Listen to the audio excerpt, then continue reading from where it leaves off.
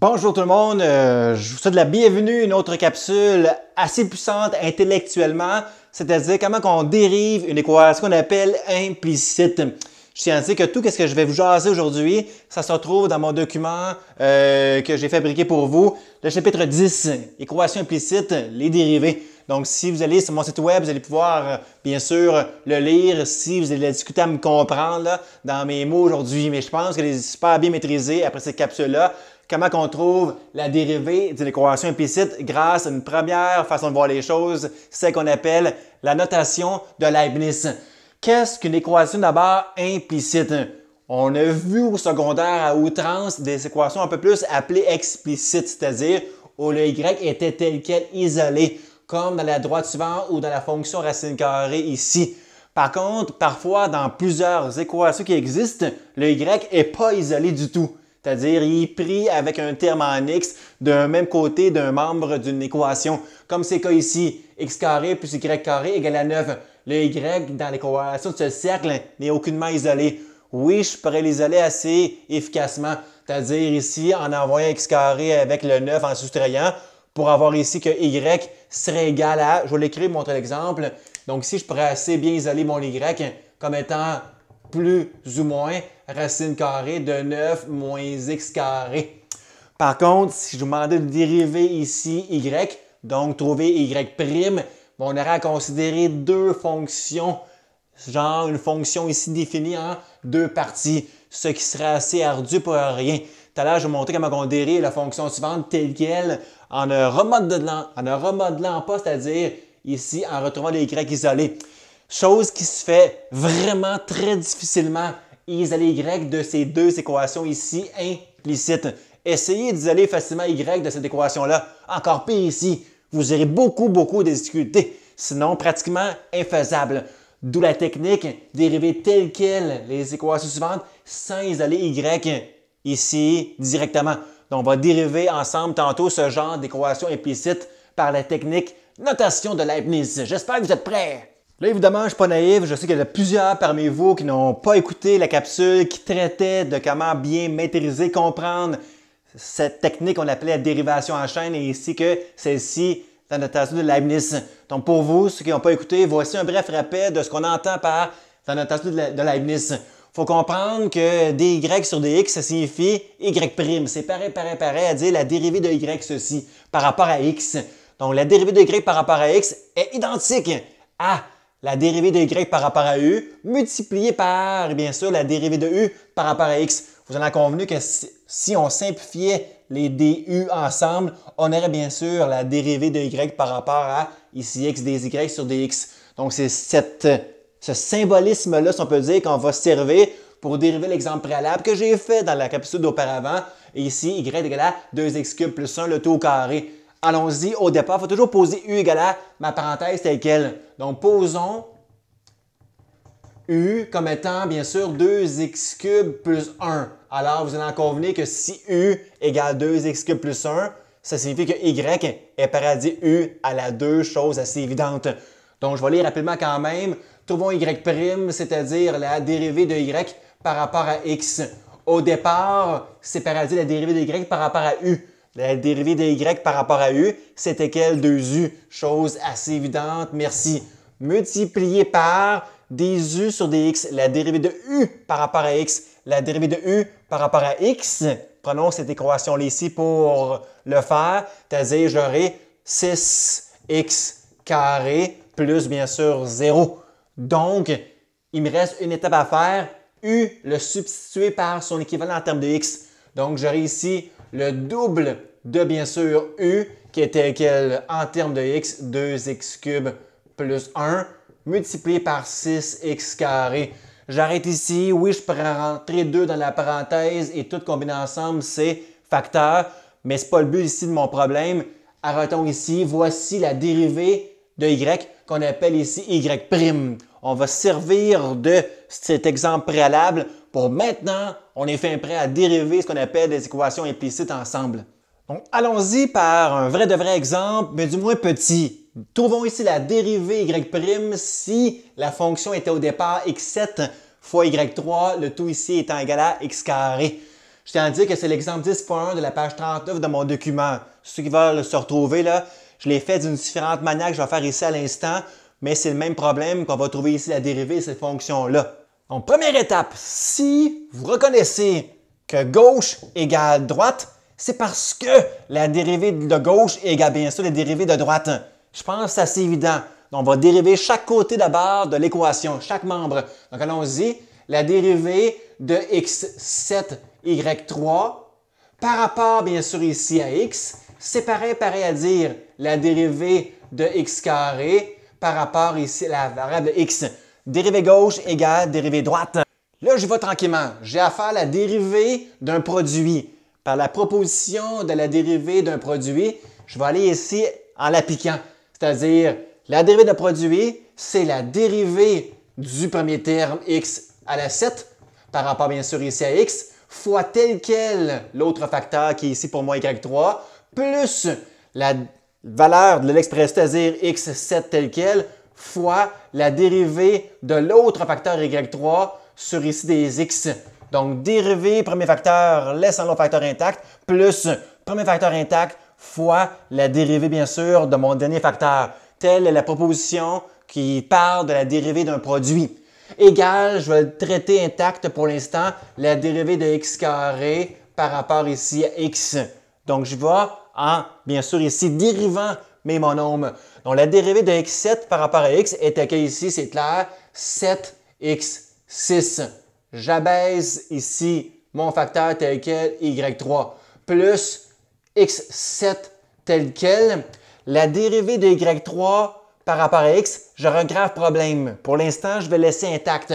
J'aurai un grave problème parce que la dérivée d'un terme en y par rapport à x, ça ne se fait pas parce qu'il n'y a pas de x dans le facteur, bien sûr, ici, y3, c'est clair. Par contre, dériver x carré par rapport à x, ça se fait très bien. Ça, bien sûr, chose que vous maîtrisez bien, c'est clair, 2x. Alors, c'est ici que ma notation de Leibniz va intervenir pour dériver y3 par rapport à x. Donc, avant de m'y rendre, je vais ici réécrire mes termes intacts. 7x6y3 plus ici x7. Je ici laisse un petit espace pour remodeler cette dérivée-là dans quelques instants. Égale ici en bout de ligne 2x que je traîne mon membre de droite. Donc, dériver y3 par rapport à x, je vais changer ceci à travers ce qu'on appelle la notation de Leibniz. Donc, allons-y ensemble. Donc, allons-y comme que je vous disais, je vais l'écrire en bleu pour faire le lien avec cette notation ici de Leibniz. Dériver y3 plutôt par rapport à x, ça ne se fait pas tel quel.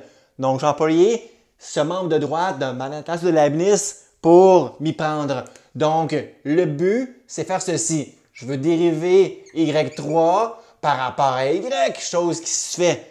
Par contre, je vais les multiplier le tout par des y sur des x. Vous allez comprendre que mes deux dy s'annuleraient normalement 2 de 2 en simplifiant et j'aurais des y3 sur des x comme étant ici cette même ancienne ligne. Donc, ceci est pareil à dire cette notation ici de Leibniz. Changez vos dy par vos du, c'est du pareil au même, là, je tiens à dire. Là, vous allez voir, ça se fait étrangement très bien. Le tour est quasiment joué, donc je vais réécrire ici en terminant mon expression 7x6 y3 plus x7. Je dérive y3 par rapport à y, ça se fait très bien. Dériver y3 par rapport à y, ça vous donne le monôme, c'est-à-dire ici 3y carré. Des y sur des x. À quoi correspond des y sur des x? Son équivalent, c'est qu'est-ce que je cherche? Y'. Vous devez bien comprendre que dès qu'on écrit y', c'est dire trouver la dérivée de y par rapport ici à x. C'est ce qu'on fait depuis le début, dériver y par rapport à x. Donc, des y sur des x, cette expression-là, c'est l'équivalent de y' égal à 2x. J'ai quasiment terminé, il me manque juste une dernière ligne. Mon but est juste de trouver y', donc en l'isolant pour l'avoir seul à gauche du symbole égal. Donc, allons-y, isolons y' pour trouver bien sûr la dérivée de y qu'on appelle y' de l'expression suivante. On va l'isoler, chose très simple. D'abord, je vais laisser intact ce terme D'abord, en soustrayant cet x6, y3 à 2x. C'est de la pure algèbre assez simpliste que je vais faire ici à l'instant. Donc, je laisse x7 fois 3, y2, y'. Ceci va être égal à 2x à soustraire par ce terme, 7x6, y3. Il me reste juste, bien sûr, pour avoir les y' à isoler, à diviser chaque membre de mon équation par x7 fois 3y carré ici, pour donc le simplifier. Donc ici, j'aurai aussi à diviser bien sûr par x7 fois 3y carré. Donc y', ma dérivée que je cherche depuis un certain temps, c'est égal à ce quotient que je vais écrire ici intact mon numérateur 2x moins 7x6 y3. Le tout sur, juste par pur esthétisme, mais je vais écrire 3 comme coefficient devant ici x7y carré. Voici la dérivée que je cherchais de cette fonction-là par l'outil de notation de Leibniz. Donc, après avoir vu le premier exemple assez simpliste, si je peux dire, voici un dernier exemple pour clore comment on dérive une équation implicite grâce à la notation de Leibniz. Donc, voici la question. Trouve-moi un y' qui est pareil à dire dy sur dx de l'équation implicite suivante. X carré plus x cube moins x carré x5 égale, bien sûr en bout de ligne ici, 8. Elle est bel et bien une pure équation implicite car essayez d'isoler y. Vous aurez beaucoup de difficultés pour la rendre plus explicite avec genre y isolé d'avance ici. Donc, on va la traiter telle quelle pour trouver sa dérivée. Donc, d'abord, chose très simple, si le membre de gauche égale le membre de droite, alors la dérivée de mes termes à gauche égale bel et bien la dérivée de mon terme à droite. Gauche égale droite, leurs dérivées sont évidemment équivalentes. Donc, je vais faire ici à l'instant. Donc, la dérivée de ce trinôme x carré plus x cube moins x carré y5 par rapport, bien sûr, ici à x est la même que la dérivée de 8 par rapport à x. Dérivée gauche égale dérivée droite. Par après, on va employer la technique de la dérivée, oui, dis-je bien, d'un polynôme. Donc, la dérivée d'un polynôme, c'est la dérivée de chacun des termes ici, ce que j'ai écrit ici à l'instant. Donc, la dérivée de x carré par rapport à x plus la dérivée de y cube par rapport à x moins, bien sûr, la dérivée de ce facteur, de ce terme plutôt ici, de x carré y5, toujours ici par rapport à x, et je traîne ma dérivée de tantôt 8 par rapport à x. Donc, deuxième ligne, la dérivée d'un polynôme, c'est la dérivée de chacun de ces termes. Donc maintenant, je vais effectuer les dérivées que je suis capable de faire aisément directement ici, comme la dérivée de x carré par rapport à x. La dérivée de x carré par rapport à x était bien sûr ici 2x. Et je vais le laisser intact pour l'instant, car dériver y3 par rapport à x, ça ne se fait pas tel quel, car il n'y a pas de terme en x dans le terme y cube, bien sûr ici. Donc plus la dérivée de y cube par rapport à x, laissons ce terme ici intact. Moins, par contre, la dérivée d'un produit. Je vais appliquer tel quel la proposition qui traite de la dérivée d'un produit. C'est-à-dire, je vais aller tranquillement, la dérivée de, ici bien sûr, x carré par rapport à x, la dérivée d'x carré. Je laisse intact y5, plus je laisse intact x carré et je vais aller dériver l'autre facteur y5, toujours bien sûr ici par rapport à x. Donc, la dérivée d'un produit, la proposition qui en parle, c'est la dérivée, bien sûr, de mon premier terme, laissant l'autre facteur intact, plus le premier facteur intact fois la dérivée de mon second ici facteur. Tout ceci sera bien sûr à soustraire dans quelques minutes ici. Donc, le moins est, chose importante, à tantôt distribuer bien, dis-je bien, dans la parenthèse suivante. La dérivée de 8 par rapport à x, la dérivée d'une constante est bien sûr ici 0 en bout de ligne. Là, je vais vraiment tranquillement, j'aurais pu y aller quasiment ici intact directement pour trouver la dérivée ici telle quelle, presque. Mais vu que c'est un exemple qu'on fait ensemble, le but c'est de le comprendre évidemment hyper bien. Donc, je décortique chacune de mes lignes hyper efficacement. Donc, j'aurai ici 2x que je traîne. Je vais laisser intact ici mon dy cube sur dx, c'est-à-dire la dérivée de y cube par rapport à x, moins traitons la parenthèse telle quelle au grand complet. La dérivée de x carré par rapport à x, c'est très simple. Comme tantôt ici, la même dérivée en fait, c'est tel quel 2x. Je traîne mon facteur y5 plus je traîne mon facteur ici x carré. Je vais laisser intact pour l'instant la dérivée de y5 par rapport ici à x. Le tout égale toujours bien sûr 0 à ma droite. C'est là que ça se casse un petit brin, d'où la notation de Leibniz intervient ici pour dériver un terme non pas en x, c'est-à-dire ici dans ces deux ici termes, si on peut dire. Donc, je vais réécrire 2x intact, dériver y3 par rapport à x. Servons-nous, comme dans l'exemple précédent, de la notation de Leibniz, c'est-à-dire ici la chose suivante. Je vais l'écrire en bleu pour faire le parallèle un peu comme tantôt je l'ai fait aussi. Donc, j'ai trouvé mon crayon. Oh, quasiment en l'échappant. Allons-y. Dériver y3 par rapport à x, c'est pareil à dire la chose suivante, c'est-à-dire la dérivée de y3 par rapport à y fois la dérivée de y par rapport à x. En simplifiant vos dy ensemble, on retrouve la ligne juste au-dessus, la dérivée de y3 par rapport à ici x, moins la parenthèse ici 2xy5 plus x carré. Pareil pour la dérivée de y5 par rapport à x. Comme tantôt, j'applique ma notation de Leibniz, c'est-à-dire la dérivée de y5 par rapport à y fois la dérivée de y par rapport à x. C'est comme tantôt, en fait, changer vos u par ici vos y. Ça revient au même, si on peut dire ici. Seules les lettres s'intervertissent, on peut dire. Le tout en bout de ligne après cette parenthèse et bien sûr ici 0. Donc, allons-y par une avant-dernière ligne. Donc, 2x, je le traîne. La dérivée de y3 par rapport à y, ça se fait dorénavant. Dériver un monombre en y par rapport à cette même variable y. Donc, dériver y3 par rapport à y, c'est bien sûr ici dire 3y2. Dy sur dx, c'est qu'est-ce que je cherche? La dérivée de y. C'est pareil au même, c'est le même symbole, si on peut dire. Donc, dy sur dx, c'est mon y' moins cette grande parenthèse que je réécris 2xy5 plus x carré. La dérivée de y5 par rapport à y, ça se fait. C'est bien sûr ici 5y4. Et la dérivée de y par rapport à x, c'est qu'est-ce que je cherchais, l'équivalent de y', le tout ici égal à 0. OK, le but c'est quoi? Trouver y'. Donc, il s'agit ici de cette dernière ligne à isoler y'. Donc, c'est de la pure algèbre ici. Je continue à ma droite.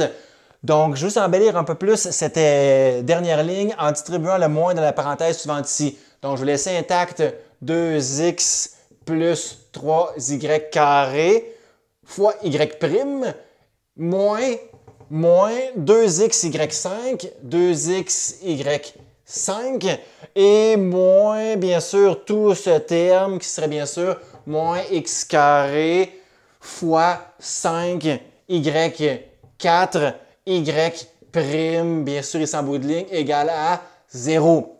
Rendu ici, bien sûr, mon but est avoir y' isolé. Donc, je vais laisser les termes en y' à gauche. Tout ce qui n'est pas en termes d'y', je vais les mettre ici à droite, comme le 2x, entre autres, ici. Donc, je vais laisser les termes en y' à ma gauche.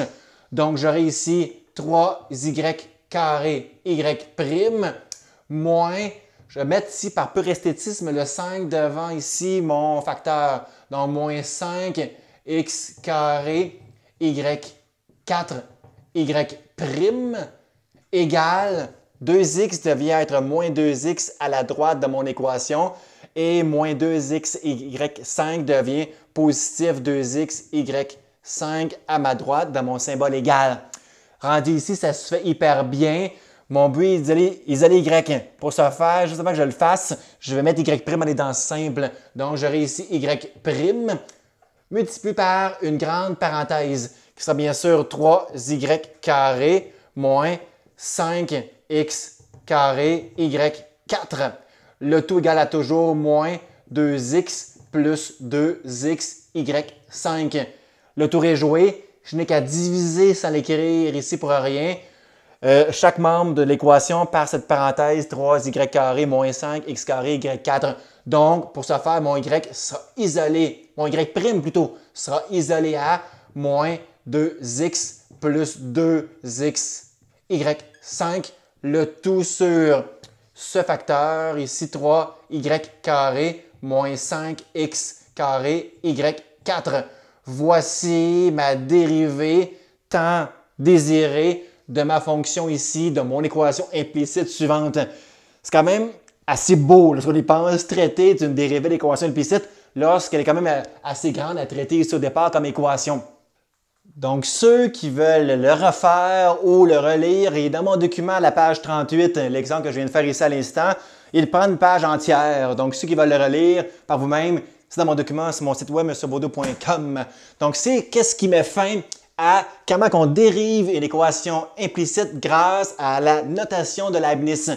Évidemment, ce n'est pas tous les profs qui l'enseignent ainsi. Plusieurs le font par cette notation-là de Leibniz, mais d'autres exploitent plus donc les dérivations en chaîne, la dérivation en chaîne pour dériver des équations jugées comme étant implicites. C'est le projet de ma prochaine capsule. Donc, ceux qui veulent l'écouter, vous allez voir que cette technique-là, elle est quand même belle, mais lourde pour beaucoup d'étudiants.